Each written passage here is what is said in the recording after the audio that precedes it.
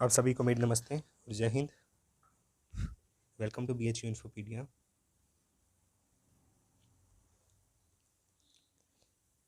तो हमारा session COCT 2022 के लिए जो भी प्रीवियस ईयर क्वेश्चन है या फिर सैम्पल क्वेश्चन है, जो भी आपके अपकमिंग जो भी आपका एग्ज़ाम है, लाइक आर्ट्स सोशल साइंस का स्पेशली अगर देखा जाए तो इसमें जो क्वेश्चन रहेंगे वो जनरल अवेयरनेस से रिलेटेड रहेंगे। ठीक है,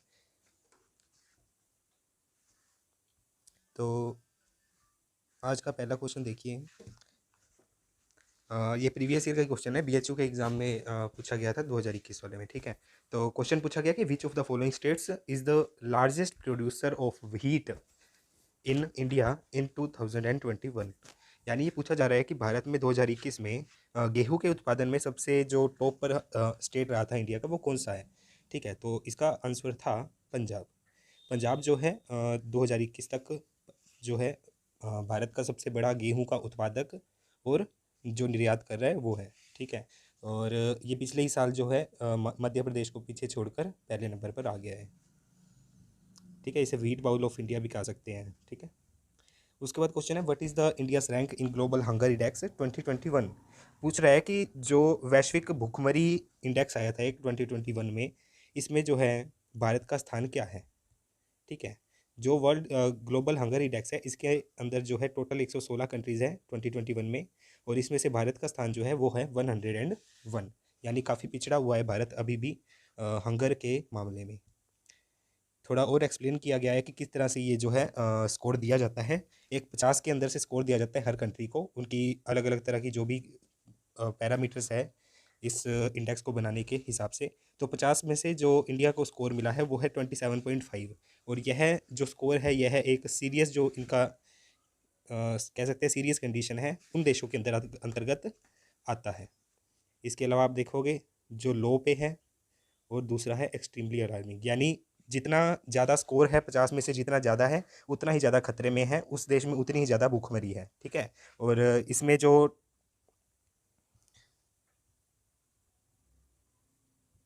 टॉप करने वाली कंट्री है वो है बेल्जियम, और यहाँ मैं लिखना भूल गया, बेल्जियम और कुछ यूरोपियन कंट्रीज़ है। ठीक है, वो आप देख लीजिएगा।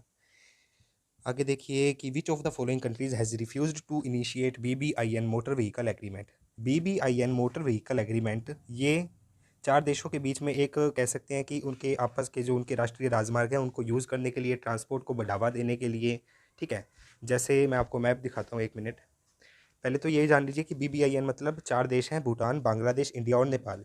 यह एक कह सकते हैं इनिशिएटिव स्टार्ट किया गया था, किसके लिए, ट्रांसपोर्टेशन को बढ़ावा देने के लिए। ठीक है, क्योंकि आप देखोगे हमारा जो ईस्टर्न साइड है इंडिया की, वहाँ पे बीच में बांग्लादेश, भूटान, नेपाल, ये जो तीन कंट्रीज़ है, तो अगर हम इनका राष्ट्रीय राजमार्ग को यूज़ करते हैं तो हमें हमारी जो नॉर्थ ईस्ट कंट्रीज स्टेट्स हैं, ठीक है, ये जो हमारी नॉर्थ ईस्ट स्टेट्स है, मान लीजिए हमको यहाँ से यूपी या बिहार से इस तरफ जाना है, तो अगर हम बांग्लादेश का जो है राष्ट्रीय राजमार्ग या जो भी वहाँ के रास्ते हैं वो यूज़ करेंगे तो ट्रांसपोर्टेशन जो है थोड़ा इजीली हो जाएगा। ठीक है, फ्यूल की बचत और भी काफ़ी चीज़ें इस जो इनिशिएटिव है इसके अंदर देखी गई थी।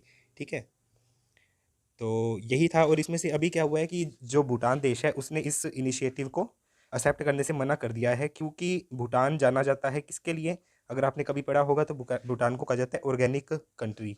ठीक है ना, तो इसने अपनी नेचर नीति जो भी इसकी पर्यावरण नीति है उसके अंतर्गत उसको नुकसान ना हो किसी तरह से, क्योंकि टूरिज़्म से जो है भूटान का जो अर्थव्यवस्था है वो टूरिज़्म के ऊपर टिकी हुई है।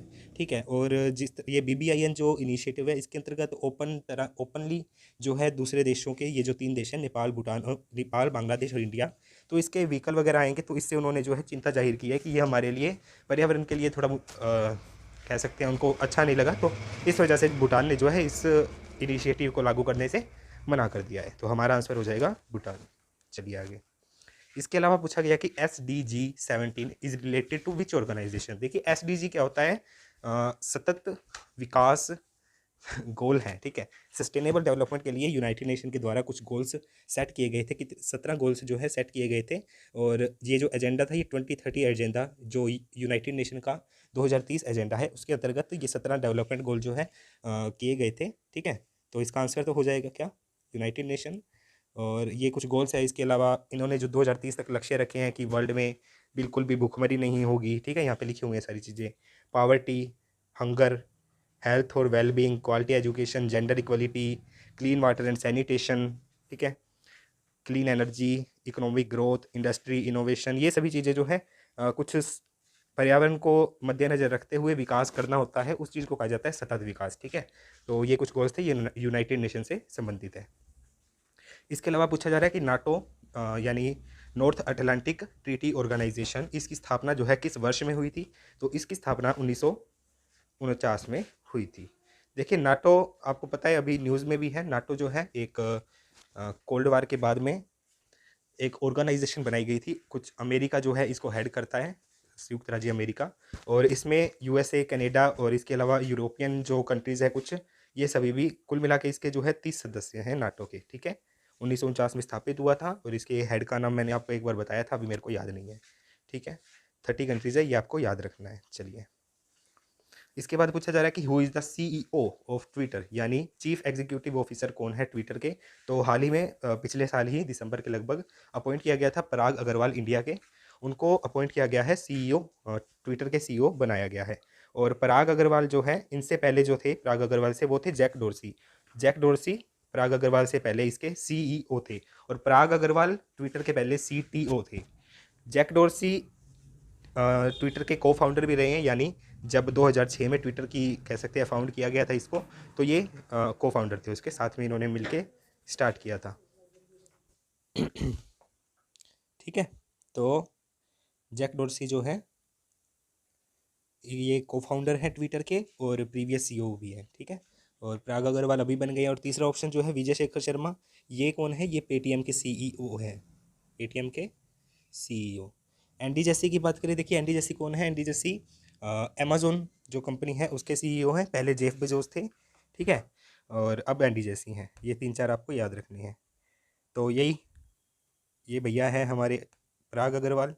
और कुछ भी अगर होता है इंडिया का तो भैया मीम तो बनती बनती है, बहुत सारी मीम्स बनी थी जब ये पराग अग्रवाल सीईओ बने थे ट्विटर के। तो यहाँ पे अग्रवाल स्वीट्स की जगह अग्रवाल ट्वीट्स कर दिया है, ठीक है। चलिए आगे।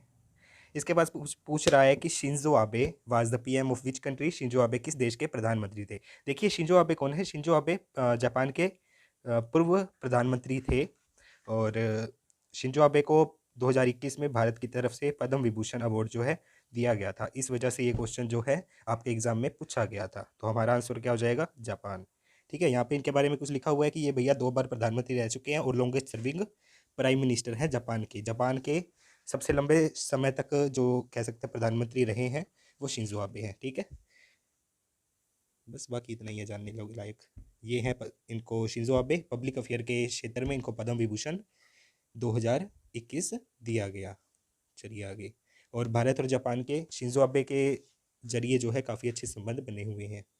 इसके बाद में बात की गई है विच of the following is the highest mountain peak in India? India में सबसे ऊंची जो है पर्वत की चोटी कौन सी है? कौन से पर्वत की चोटी जो है या कौन सी चोटी है जो सबसे ऊंची है इंडिया में? तो इंडिया में जो सबसे ऊंची चोटी है वो है कंचनजंगा, ठीक है, कंचनजंगा। और इसका दूसरा नाम, कोई नाम नहीं दूसरा, ठीक है। ये इंडिया और नेपाल के बॉर्डर पे है, ठीक है। और ये जो पर्वत श्रृंखला है ये हिमालय पर्वत श्रृंखला है। इसके अलावा माउंट एवरेस्ट है, ये पूरी तरह से नेपाल में है, ये भी हिमालय जो श्रृंखला है पर्वतों की उसके है, ठीक है। इसके बाद माउंट केटू की बात की गई है। माउंट केटू की ऊंचाई जो है कंचनजंगा से ज़्यादा है। कंचनजंगा की 8586 है, जबकि माउंट केटू की जो है 8611 मीटर है, ठीक है। लेकिन ये इंडिया में नहीं है, ये पाक ऑक्यूपाइड कश्मीर में है, जो बलूचिस्तान वाला एरिया है उस तरफ है, ठीक है। तो इस वजह से इसे हम इंडिया में भी काउंट नहीं करते हैं। इसलिए अगर जब आपसे पूछा जाए कि हाईएस्ट माउंटेन पीक इंडिया में कौन सी है तो आप किसे टिक करोगे? कंचनजंगा को। अन्नपूर्णा की बात की गई है, अन्नपूर्णा भी भारत के अंदर ही है लेकिन ये सबसे ऊंची नहीं है। माउंटेन केटू, जो माउंट केटू आपको बताया वो गोडविन ऑस्टिन है, जो वो कंचनजंगा से लंबा है, सॉरी ऊंचा है। और गोडविन ऑस्टिन भी उसका नाम है, याद रखिएगा, गोडविन ऑस्टिन भी पूछ लिया जाता है, ठीक है। और केटू जो है ये वर्ल्ड की हाईएस्ट पीक है, सेकंड हाईएस्ट पीक है। केटू से ऊपर माउंट एवरेस्ट है जो मैंने आपको बताया, उसकी ऊंचाई है 8848। और अभी जो उसका लेटेस्ट स्केल किया गया था नेपाल और चाइना के द्वारा, तो 2 सेंटीमीटर की जो है उसमें बढ़ोतरी देखने को मिली है, ये आपको याद रखना है। माउंट एवरेस्ट की ऊंचाई पूछे तो 8848 या 8848 50, ये 2 ऑप्शन आपको देखने को मिल सकते हैं। और ये मैंने आपको बता दिया कि माउंट केटू जो है पाक ऑक्यूपाइड कश्मीर में, इसलिए इसे भारत की ऊंची चोटी नहीं कह सकते। कंचनजंगा जो है वो भारत की सबसे ऊंची चोटी है, उसकी लंबाई आपको बता दी 8586 मीटर। चलिए आगे। चालुक्य वंश के संस्थापक पूछ रहे हैं, who was the founder of Chalukya dynasty. Chalukya dynasty आपको पता होना चाहिए कि दक्षिण और मध्य भारत की एक डायनेस्टी थी। 6 से लेकर पेन का है 6वीं से 12वीं शताब्दी के बीच में जो है इनका वंश रहा था, इन्होंने शासन किया था। और फाउंडर की बात की गई है, पुलकेशिन प्रथम जो है चालुक्य डायनेस्टी के या फिर चालुक्य वंश के संस्थापक थे। चलिए आगे। और इसके अलावा कीर्तिवर्मन और नरसिंहवर्मन ये दोनों भी इसी वंश से संबंधित है, लेकिन हमें से संस्थापक पूछा गया था। चलिए आगे। उससे फिर पूछ रहा है कि who was the first prime minister finance minister of independent India. स्वतंत्र भारत के यानी आज़ादी के बाद से पहले वित्त मंत्री कौन बने थे भारत के? तो इनका नाम था R.K. शनमुखन शेट्टी। ये नाम आपको याद रखना है, ठीक है। वल्लभ भाई पटेल पटेल की बात की जाए तो प्रथम गृह मंत्री थे, ठीक है। बाकी दो का मुझे भी ज्ञान नहीं है। आपको स्वतंत्र भारत के पहले वित्त मंत्री की याद रखना है, R.K. शनमुखन शेट्टी। चलिए आगे, ठीक है। इसके अलावा इंडिया से फर्स्ट फीमेल फाइनेंस मिनिस्टर की बात की जाए, हमने फाइनेंस मिनिस्टर पूछा कि इंडिया के पहले कौन थे, तो R.K. शनमुखन शेट्टी। पहली फीमेल फाइनेंस मिनिस्टर कौन थी? तो इंदिरा गांधी। उस वक्त ये कह सकते हैं कि प्राइम मिनिस्टर भी थी। Morarji Desai as a finance minister थे, उन्होंने जब रिजाइन दिया था तो 1 साल की टर्म के लिए इंदिरा गांधी जो है फाइनेंस मिनिस्टर बनी थी। और इसके अलावा अगर आपसे पूछा जाए कि first full time female finance minister कौन है, तो वो जो अभी हमारे करंटली में निर्मला सीतारमन जी है, 2019 से अभी तक ये भारत की पहली फुल टाइम यानी एक ही पद संभाल रखा है इन्होंने, तो वो है निर्मला सीतारमन जी। करंट में यही है, ये आपको याद रखना है। चलिए आगे, ठीक है। तो यही था आज का सेशन, मिलते हैं अगली वीडियो में, तब तक के लिए टाटा।